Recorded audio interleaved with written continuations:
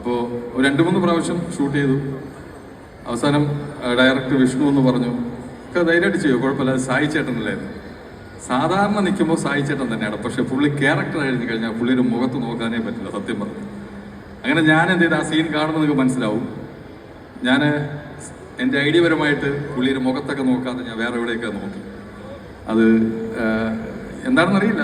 പിന്നെ രണ്ടാമത് sir Jagdish sir എൻ്റെ അറിയാലോ, ഞാനൊക്കെ കോമഡി സ്റ്റാർ വരുമ്പോൾ എൻ്റെ ജഡ്ജായിരുന്നു. ഇപ്പോൾ കുറേ ട്രോളൊക്കെ ഇറങ്ങിയിട്ടുണ്ട് മിമിക്രിയിൽ നിന്നും സാറിൻ്റെ കൂടെ. പിന്നെ ഞാൻ സാറിൻ്റെ കൂടെ ഒരുപാട് പടം ചെയ്തിട്ടുണ്ട്, പക്ഷേ ഇത്രയും ത്രൂ ഔട്ടായിട്ട് എനിക്ക് തോന്നുന്നു ഫസ്റ്റാണ് പടം ചെയ്യുന്നത്. അത് സാറിൻ്റെ അനുജനായിട്ടാണ് ഞാൻ അഭിനയിക്കുന്നത്. ഒരുപാട് സന്തോഷം.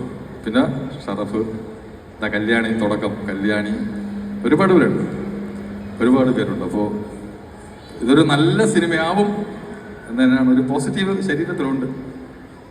എല്ലാവരും നാളെ